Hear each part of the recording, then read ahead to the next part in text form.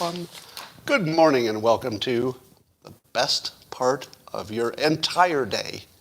Yeah, and we're going to do something here very special, something that I totally haven't done yet today. And it's called the Simultaneous Sip. If you'd like to join me, all you need is a cup or mug or glass, a tankard, chalice or stein, a canteen, jug or flask, a vessel of any kind. Fill it with your favorite liquid and join me now for the unparalleled pleasure. The dopamine hit of the day, you think. It's called the Simultaneous Sip, and it happens now. Go.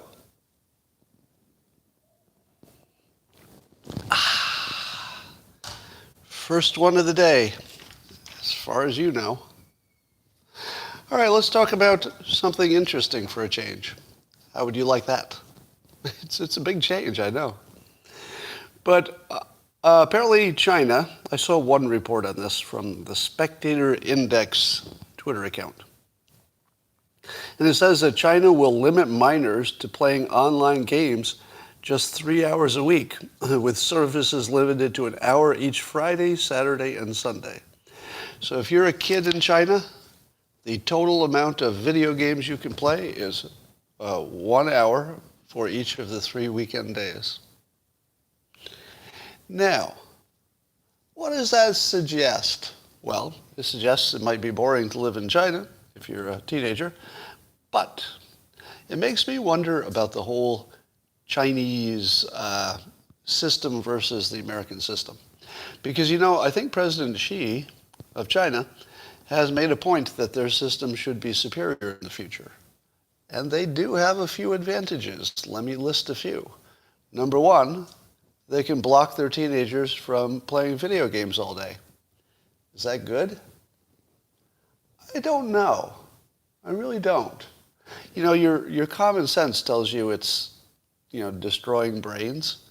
But while kids are playing these video games, they're very stimulated. And they're doing hand-eye coordination. They've got to think and plan. They're competing. If they have their headphones on, they're talking to other people. They're being social. They're coordinating. They're planning.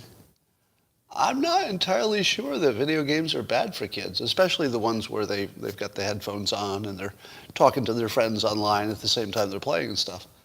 I feel like they might be wrong about this. Yeah, I get why they're doing it. Probably every parent has the same impulse, right? Your impulse and your common sense is you don't want kids staring at a screen and playing with their thumbs 8 hours a day. But here's what else China can do that we can't do. They can get much better control of their drug addiction. Not only can the Chinese, with their harsh system and their full surveillance of people, not only can they keep people from getting addicted, but they can make us addicted. So they can send us their fentanyl and get their competitor addicted and dying all like crazy, while at the same time keeping their own public from having the same problem.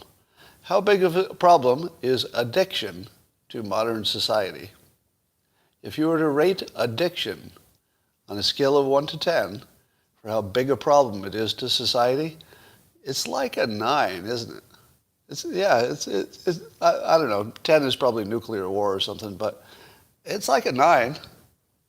And China will be in a much better shape for avoiding that 9-sized problem. Here's another one.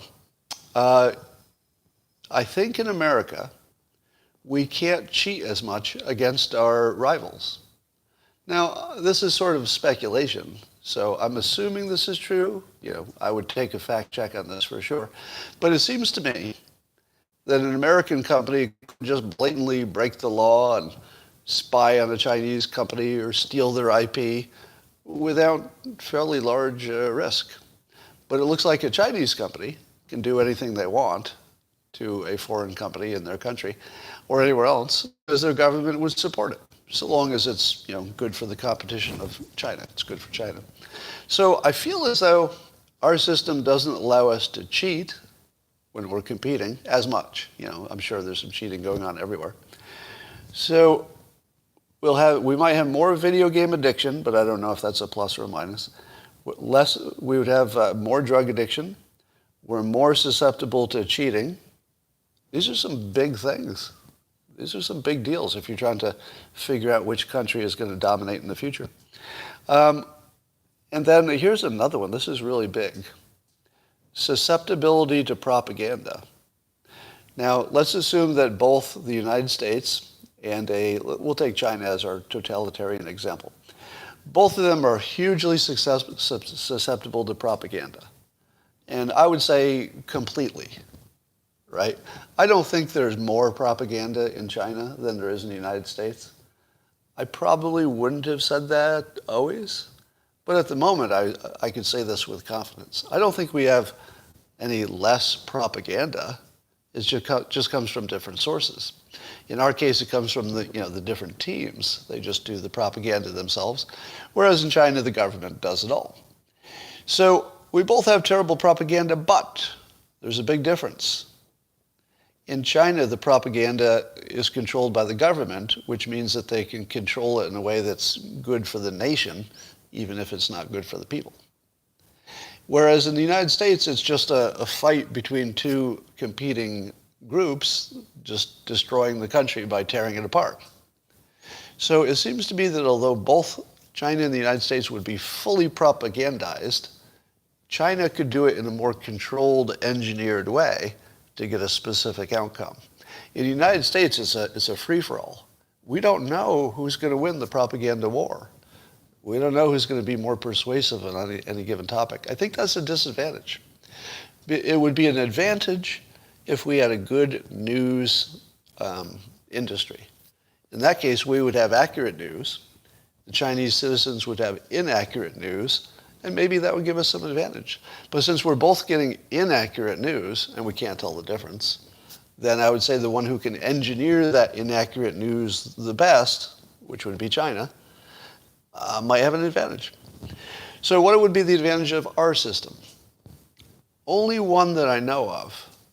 Only one advantage that I know of. Now, I'm not talking about lifestyle, because there might be a number of lifestyle advantages of freedom.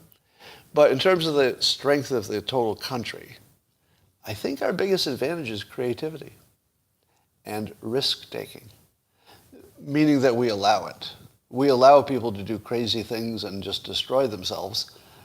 But every now and then, somebody is the Wright brothers, and they create a lighter than air, not lighter than air, but they create a flying machine.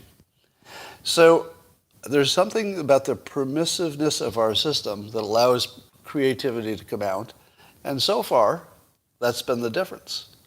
The biggest difference is creativity. Now, somebody says capitalism, but I think they have a lot of that advantage in China as well at the moment. So I think invention and risk-taking are our only enduring advantages, and we'll see if that's enough. Here's some prediction tracking. Now, I've mentioned this before, but I like to keep reminding you. One of the ways that you can predict is by assuming that people act the same all the time. Okay? You can't trust people to tell you the truth.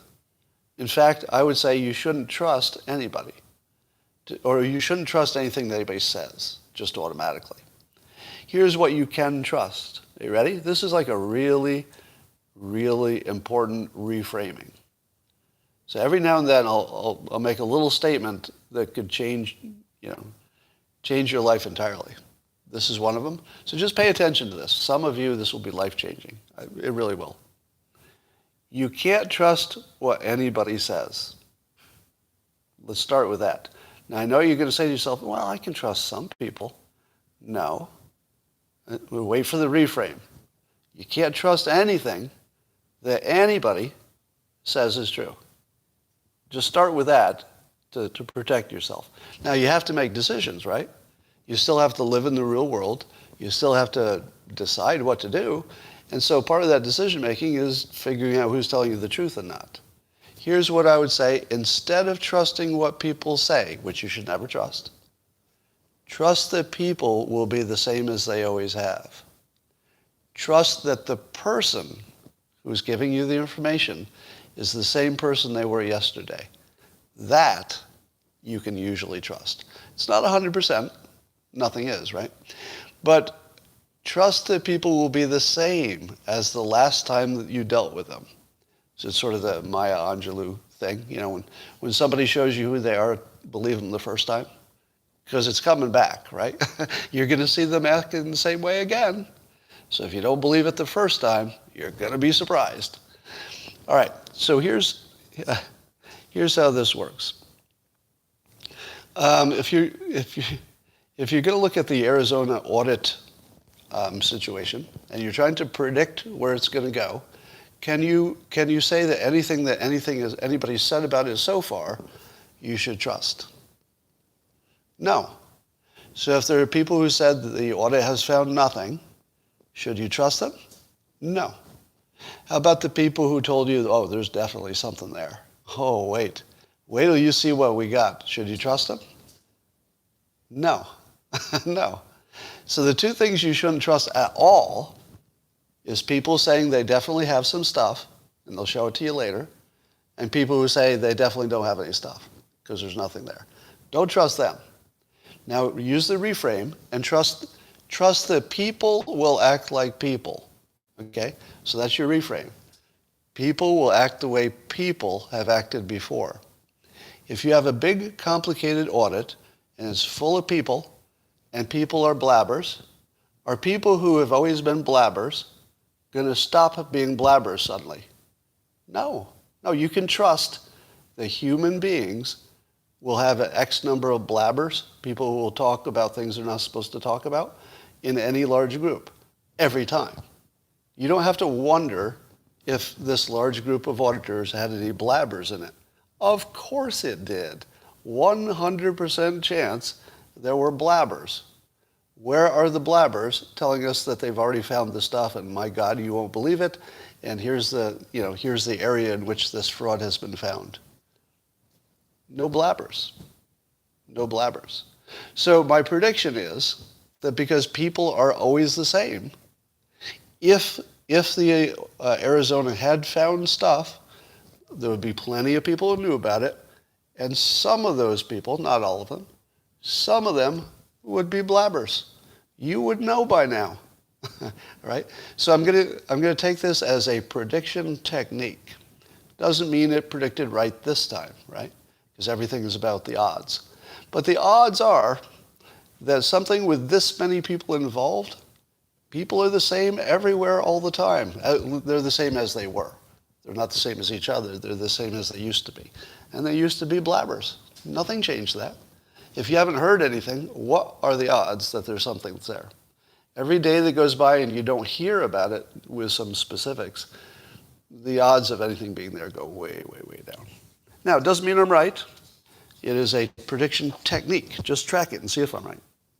There's a new propaganda documentary whose name I may or may not have written down, something like Fox News and the Big Lie. I think that's what it's called.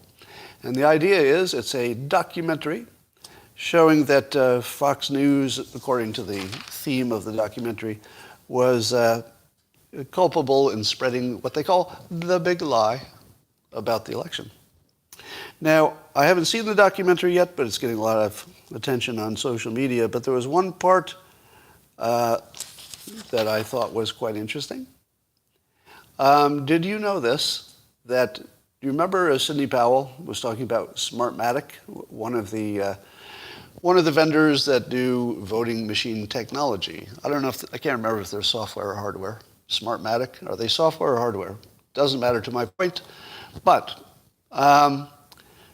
did you know that when you were listening to all those allegations that Smartmatic had some issues, according to this article on CNN, it says that in 2020, Smartmatic there was only one contract for doing anything in the United States. So in the year 2020, there was only one county. It was a big one. It was LA County, but probably didn't matter to the overall outcome. Smartmatic was only operating in one county in the whole country.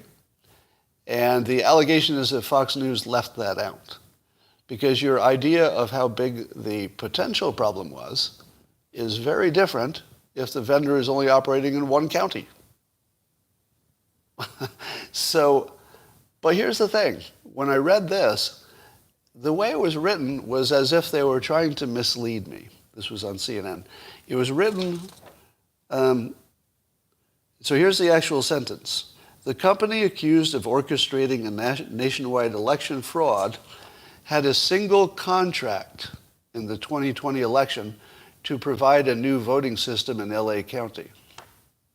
That's an ambiguous sentence, isn't it? Let me read it again. See how you interpret this one sentence. The company, so this is talking about Smartmatic, the company. The company accused of orchestrating a nationwide election fraud had a single contract in the 2020 election to provide a new voting system in LA County. So one way to read this is that Smartmatic had a trivial amount of involvement in the election. I feel like that's what they want me to get out of this sentence. But if you break it apart, it seems overly specific. Do you know how to identify a liar? They have an overly specific denial.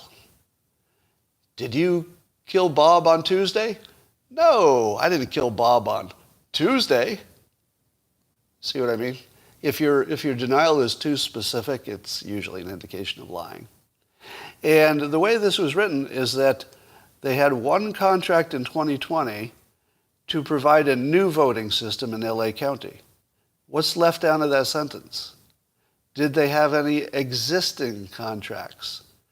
They had only one new voting system contract. The word new is there. They had one new voting system contract in one county. Is this telling us that they had lots of other existing contracts? They're just not new? I don't know. I can't tell. But I don't know who's doing the propaganda here. Did Fox News leave that out, which would be a propaganda-like mistake, no matter what their intent was? Or is CNN shading this story in a way that's just completely misleading? Yeah, now Dominion is another story, right? Now let me emphasize that to my knowledge, there is no evidence of either Smartmatic or Dominion doing anything illegal or inappropriate. Right? I want to say that clearly so I don't get banned from social media. To my knowledge, there is no credible evidence that's been presented that I've ever seen that looks like either of them did anything bad. Now, keep in mind my larger philosophy is that any kind of automated system can be corrupted, and that given the number of intel agencies that would love to do it, it will happen. We just don't know if it's happened yet. So corruption of automated systems for voting is largely guaranteed. You just don't know when it's going to happen. So that's the part I don't know. Well, the Afghanistan war is over, or is it? It feels creepy and disgusting to say that this war is over. Is everybody with me on this? To say that the Afghanistan war is over is creepy and disgusting because it's not over for some people who are trapped there. It's not over for our allies that we stranded. It's not over for the service dogs we left at the airport, allegedly. I don't know if that's true. So I wouldn't call it over, but at least the last soldiers have left, allegedly, and who knows if that's even true. Now, Lara Logan is reporting that, or tweeting that from senior U.S. sources, that the house-to-house executions have already started. And now we don't know who they're executing, but we presume it was people who supported the United States or the Afghan government. Maybe other people, maybe gays, maybe at least one folk singer was taken out and shot in the head because he sings. Let me say that again. A folk singer was dragged out of his home and shot in the head, not because he was singing anti-government or anti-Taliban stuff, but because he sings. So they dragged him out and shot him in the head. Because music, outside of a religious context, is forbidden by the Taliban. Although the Taliban has been doing their their act, I'll call it, of acting more progressive. And they said, well, we're not going to make a big deal about the music, but it is anti-Islamic, they say. So the thinking, at least the reporting, is that maybe Kabul doesn't have so much executions, but the places where there's less media and fewer eyeballs, that they might be executing people like crazy. So there's that. Here's your latest CNN propaganda by anecdote. I told you that there will be exactly one anecdotal story, basically, about somebody who didn't get the vaccination and then died. So it's going to be something about people who made the wrong choice, according to CNN, and it killed them. So there'll be one per day, and here's the one per day. Daniel Wilkinson, a U.S. Army veteran, died from a treatable illness after being unable to find an ICU bed in 5 different states. His mother tells blah, blah. So here's somebody who didn't have COVID. He's a U.S. Army veteran, which of course means a little more to us today, right? If you were going to do a story about something bad that happened to a U.S. Army veteran, today would be the day to do that story, because we're all feeling unusually close to our military. Is that a fair statement? Wouldn't you say that as of today, that you, as a citizen of the United States, let's say, don't you feel close to your military? Do you feel that? I feel close to them, meaning, connected. Like, we're sort of all in this together. That wasn't always the case. It's a luxury in this country that you can let the military go off and fight their wars, and you can think about other stuff. I mean, that's a gigantic luxury. But at the moment, we do feel close to them. And so when CNN does a story about an Army veteran who died because the evil people, this would be their take, not mine, because the evil people who didn't get vaccinations filled up all the ICUs, and now an Army veteran who we should be respecting and showing our best died from it. Now, this, assuming the reporting is correct, this would be a huge tragedy, but it's worse than that, right? Because of the Army veteran part. Like, here's an Army veteran who gives his, risks his life, and to a large extent gave his living life to the country, and what the country gave back to him was a big FU and no ICU bed, and I guess you're just going to die. So it's a horrible anecdotal persuasion story, but it's pretty good persuasion-wise. So watch the technique. Once you see it, you can't unsee it. And the technique is this: one headline per day on this topic on CNN's site every day until everybody's vaccinated or we all die from COVID. Well, apparently when Biden was at the military ceremony for the returning deceased veterans, he did check his watch about 5 times. Now, if you go to honor the dead, especially military, and their families are there, please have your aides take your watch away, because you do not want to be seen checking your watch in this situation. But Joe Biden was 5 separate times. Why does the president need to check his watch? Can somebody tell me why he would need to check his watch? What exactly? Somebody says meds. I feel like that might be it. I feel like it might be his meds. Yeah, it could also be a nervous tic, yes. I was going to say that if I don't have anything to do, I check the time a lot. It doesn't really mean anything. It just means that I didn't have anything to do, so I check the time a lot. So I'm not sure that this was, anything except an old man who wasn't thinking clearly, because he's the president of the United States. I suppose that's a pretty big deal. But, oh my God, could he embarrass us anymore?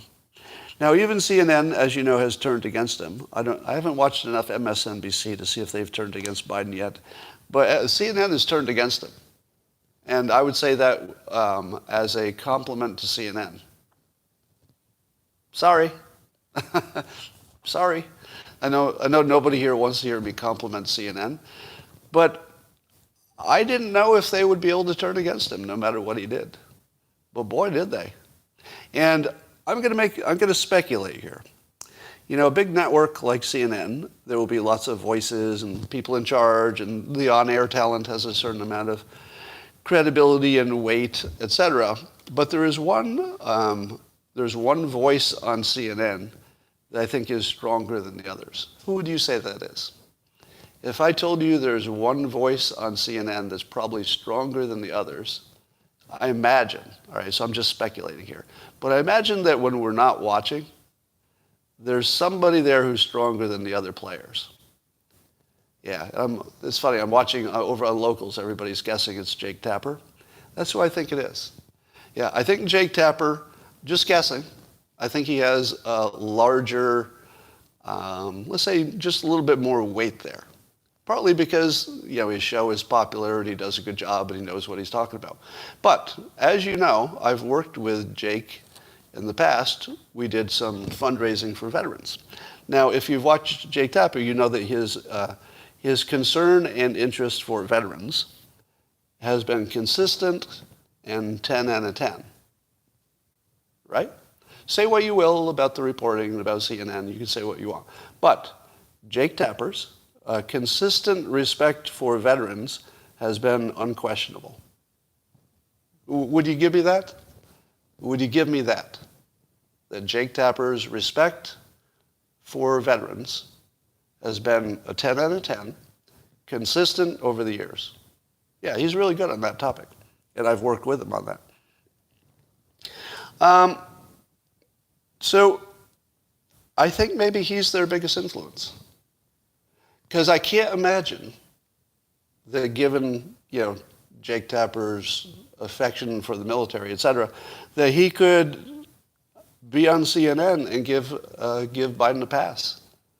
I don't think Jake Tapper could ever give Biden a pass for what he did in Afghanistan. And I think that basically forces CNN's hand. Because you couldn't have one of your main people saying Biden is screwing everything up, while the other opinion people were saying the opposite. Kind of, you know, they kind of need to get on the same page. So I'm just speculating. I think he's probably the strongest voice there behind the scenes, just a guess, based on, you know, what I know of him and his capabilities. And I'll bet that once he flipped on Biden, that the rest of them kind of had to follow suit. Just a guess. Pure speculation. All right. As you know, the Afghanistan withdrawal, we've called that the big botch. The big botch. And even Stephen Collinson over at CNN is writing an opinion piece saying that Biden completely screwed the pooch on that. So once you've got the main anti-Trumper writing anti-Biden opinion pieces, which he did today, and I think it's not the first one. I think he's done a few. That's pretty serious. CNN is done with Biden. What does that mean? I feel like that's a big deal. Because not only is CNN done with Biden, I think they're done with Democrats. Because who else are they promoting? Not Kamala Harris, right? You don't see them praising Nancy Pelosi, even though I think, you know, she's a pretty credible person for her team. I don't know. I feel like something's happening here. I think Biden just destroyed the narrative that the Democrats had a better plan. It just looks like it's been destroyed. Did you see the video of a helicopter? It looked like a Black Hawk helicopter, say people who know what helicopters look like. And it was in Kabul, and it looks like the Taliban somehow was flying a helicopter and hanging somebody from the bottom of the helicopter. It looks like they used the helicopter to dangle somebody they hung from a rope, and they're flying it around. Did you see that? I'm going to call that fake news. All right. I saw it on social media, and it was reported. That it was a hanging. Now, there are two things I doubt. Number one, Number one, I thought I saw his hands moving. I wasn't sure. But if his hands were moving, obviously he wasn't being hung. So that's my first question. Did I see his hands moving? Did anybody else see it looked like his hands were free? Number two, we don't know who it was or why. Now, the place your brain goes to is that it was probably some American ally or, a folk singer or something. So your mind immediately goes to it's whatever's the worst case scenario of a revenge killing, and it might have been. It might have been exactly that, which would be horrible. But it could have been just a criminal. It could have been a member of the Taliban who did something that the Taliban didn't like. Remember, they hang people for all kinds of reasons. They kill people for all kinds of reasons. One of the reasons that they might want to kill somebody publicly is to gain further control over a city that's maybe hard to control. Now, I'm not saying they should, but the more brutal you are, probably the more control you get over the population. So it's possible that it could have been just a criminal. It could have been a Taliban who was a traitor. It could have been anything. So here's the thing. It looked like the worst thing I've ever seen. And maybe it was. It could have been exactly what you think it was. A revenge killing that they did in public from one of our helicopters. Horrible. But there's a real good chance it wasn't that at all. I just don't know what it was. So I'm going to call fake news on that only because there's so much fog of war that we don't even know if a person got hung or who it was or why. You want to hear some good news?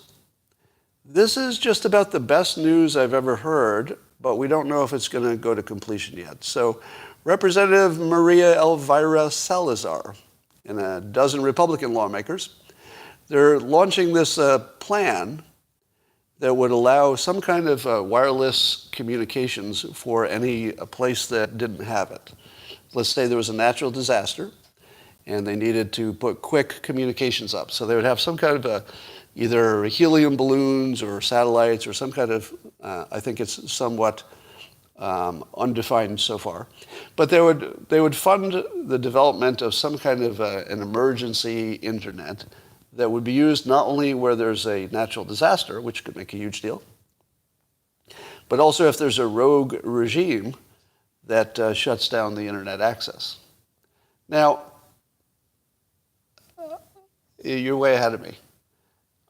Do I not understand that Elon Musk is putting in place and has put in place a lot of satellites that would give everybody's cell phone an alternate network that's there all the time? Am I wrong that Elon Musk's Starlink could do this? Now, I don't know if he'd want to, and I don't know what the capacity is and all that. And I also don't know if your phone would necessarily just automatically use this network. But are we right at the verge where Elon Musk can do what the government can't do, which is provide emergency internet to any place on Earth by pushing a button? Is he building that? And do you know how important that would be? Because, like I said, for China to have an advantage over the United States, they need to control the propaganda and the information. What happens if they can't do that anymore? What happens if anybody can just flip a switch and the next thing you know, they're on the Starlink network? I mean, I don't know if that's possible, but I don't know. I've got a feeling that just the fact that we're seriously thinking about how to give internet to people who have been cut off of internet seems like a civilization-changing idea. So let me give a shout out again to Representative Maria Salazar. You are doing good work, and that would put you in the 1% of Congress, because Congress is largely completely worthless. I'm not sure the details of the bill are exactly what it needs to be, but you're doing the right stuff. All right, so congratulations, elected Representative Salazar from Florida. It's always Florida. It's always Florida or Texas, isn't it? Doing exactly the right stuff. All right. I'm going to now mention some vaccination stuff without trying to make you feel like I'm talking you into it, okay? Can we agree on that? I don't know exactly how to talk about stuff without making you think that I'm persuading you, but I don't want to do that. I just want to mention some interesting new things. Number one, a new study says the Moderna vaccination has twice as many antibodies as Pfizer. So remember, you know how you haven't heard about the Moderna needing a booster? You sort of assumed it was coming, but it's conspicuously absent from the news, right? Wouldn't you think that would be in the news every single day? The Pfizer requires a booster, and the other one is the Moderna. And then what, nothing? The Moderna doesn't need a booster? Nobody's saying it. Now, I'm guessing that you still will need a booster, or at least it will be recommended. Why am I saying that even though the Moderna has twice as many antibodies as the Pfizer shot, why do I predict that the Moderna will need a booster too? Is it because of my great scientific understanding that even the Moderna could wear off over time? No. Follow the money, right? Even when the money shouldn't be predictive, why is it that it always is? It shouldn't be. You'd think that it would be science alone that would determine whether you need a booster for the Moderna.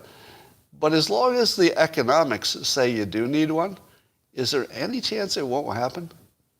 It feels like it's just guaranteed by the fact that they'd make more money and they control the data. If you control the data, and you would make billions of dollars if you show the data one way versus maybe another way, what's going to happen? I think the data is going to coincidentally look the way that makes you billions of dollars. I know that's super cynical and the world doesn't always work that way, and I'm not saying it does. I'm saying that if you made predictions as if the world always worked that way, you would be astonished how often you're right, and you won't know why. It'll fool you. Like, you'll even be surprised, like, oh, I'm surprised that worked. Joe Rogan seems to be pretty angry that he sold a bunch of tickets to Madison Square Garden for his upcoming show in October, but from the time that he announced the show, New York City required vaccinations for anybody going to public events. And so now, Joe Rogan has sold a bunch of tickets, and people already bought the ticket, and after they bought the ticket, they find out they can't go unless they get a vaccination. So Joe Rogan, to his credit, is saying they can get their money back because he doesn't want to be part of forcing people to get vaccinations. So you can get your money back from a Joe Rogan show, and damn it, Joe Rogan, that just makes me want to go to your show. Why do you do that? It makes me want to fly across the country and just go to the show just because you said that you won't put up with this forced vaccination stuff. So he continues to make popular and smart decisions. So that's a little commercial for Joe Rogan, who totally earned it. Here's some more fake news and how to recognize it. So CNN is reporting that although this Ida didn't reach the worst case scenario, it was pretty bad. 1 million people without power, a lot of flooding, 2 deaths so far. So it's bad. Could have been a lot worse. But CNN is reporting that climate change is making storms more frequent. Hurricanes are more frequent because of climate change. All right, suppose that's all I told you. CNN is reporting that climate change makes the storms more frequent. How do you know it's fake news? Go. Tell me how you know that's fake news just from that one sentence. CNN reports, and they show studies. And let's say they refer to science. They're not just making it up, right? They're referring to science. And they say that the storms are more frequent and that climate change is being used as the explanation. No sources? No, they do have sources. They have sources. So how do you know it's fake news? I'm going to be real disappointed if you don't get this. Come on. I'm looking at all your comments here. And maybe I missed it. Somebody's going to say it. Come on. Okay, you're close. Complex systems, single variable. Yeah, you're close. All right, you're getting close. It's the dog not barking. It's what they didn't say. All right? So here's what they did say. The storms are more frequent. More frequent. What's left out? Strength of the storm. Yes, the strength of the storm is left out. Why? Do you assume that the strength of the storm is the same? Maybe not, right? There could be more of them, but less. How about what period of time are you measuring this storms being more frequent? Do you know that? Is it hundreds of years of storm reporting? No, because we've only been tracking hurricanes in a useful way since the 70s.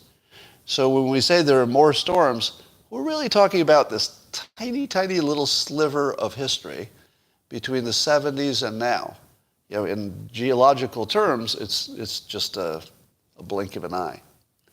So could you say that climate change is the cause when you're looking at such a sliver of time? It feels like anything could happen in a sliver just by chance, right? So that's one thing. And then here's the other thing that's being left out. Come on, tell me another gigantic thing, gigantic, for understanding the topic, that's left out of the statement that the storms are more frequent. What is being left out besides the severity of the storm and the strength? Something else is being left out. Thank you. Death count. Exactly. Our ability to mitigate against danger is really, really good now compared to what it used to be. The number of people who are killed by hurricanes in the modern times, it's still tragic, but you're talking about a handful. You're talking about a handful of people dying from a hurricane in modern times, whereas a hurricane could have wiped out a city 100 years ago. So if you're looking at what is the problem, well, the problem isn't exactly that there are more frequent storms. You have to put in all the other variables, or else it's obviously fake news. So I'm going to call it fake news because they leave out the obvious things you put in it. And then in that same story that they link to as their source for their claim, they show an animation of what Charleston, the city of Charleston, would look like under a number of scenarios of rising sea level.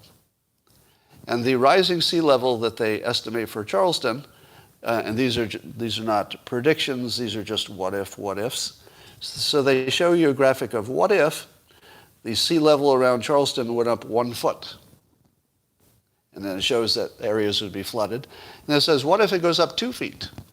2 feet of sea level rise. Charleston's got much more problems. But what if it's 4 feet? 4 feet of rise. Charleston's largely underwater. Now, what's missing from that analysis? What are the odds that the sea level is going to go up 1 foot? Is anybody predicting the sea level will go up 1 foot? I thought that predictions were more like inches. Like 2 inches is going to be a problem, and if it's 4 inches, it's a big problem. But who's talking about 4 feet of sea level rise? I mean, that just seems like complete propaganda bullshit to me. I don't even know if anybody's talking about that. I hope not. All right. Is long COVID real or not? Believe it or not, that's a question. Now, I think everybody agrees it's real. We don't know if it's smallish or biggish. That's the bigger problem. So Professor Francois Balloux tweeted this, that there's a preprint study. Do you know what to think about preprint studies, everybody? If I say there's a preprint study, how much credibility do you give a preprint study? Low, right? So the correct answer is low. So this is a low credibility. Doesn't mean it's wrong. Low credibility just means you can't necessarily know if it's true. And it says that when they studied a bunch of people in the UK and found out that almost nobody, like a tiny, tiny percentage, might have something that you could call long COVID. Now remember, the estimates have been as high as 25%. Now, if long COVID is affecting 25%, that's a big part of your decision-making process. But if it's way less than 1%, maybe not so much. So it's a big deal whether long COVID is 25% of the public or way less than 1%. But there's also sketchiness in the coding and the data collection. So apparently not everybody, but doctors code different things differently, so they don't necessarily code it as long COVID because they might not know it's long COVID. They might just think it's a second problem. A lot of people probably don't bother going to the doctor. They just feel shitty for months. They don't know why. They just figure it's something else.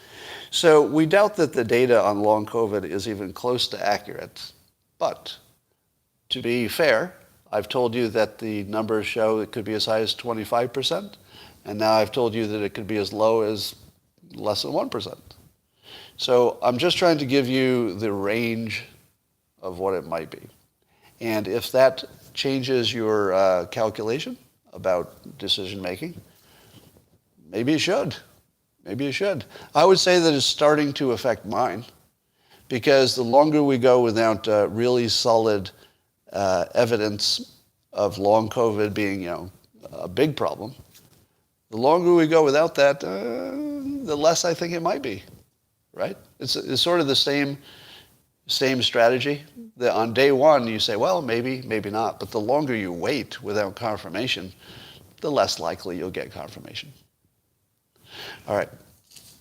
So I don't know about that.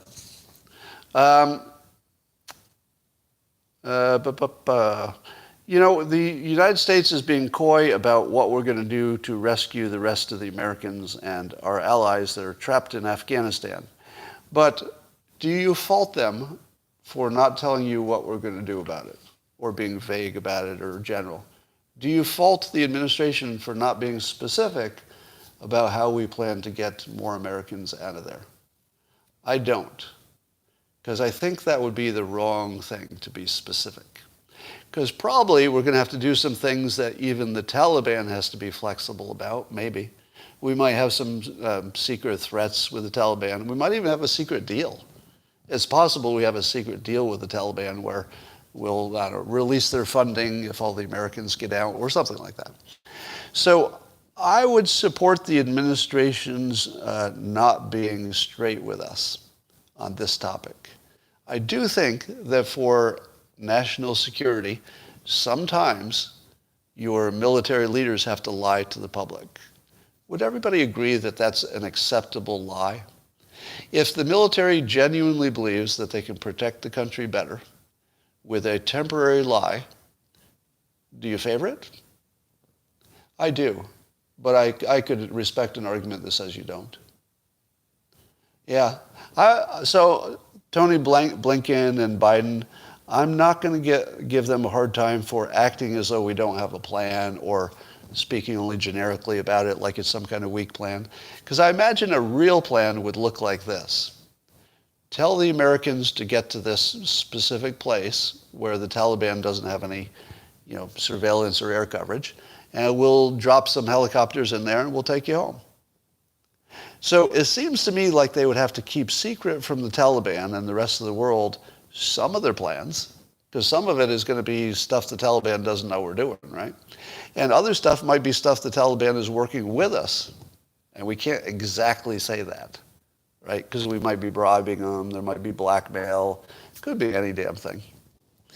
So it's concerning that we do not have a stated plan for getting everybody out, but I don't know that you'd want it the other way. All right. And that is what I needed to say for today. And I have to go. And it's been terrific seeing you.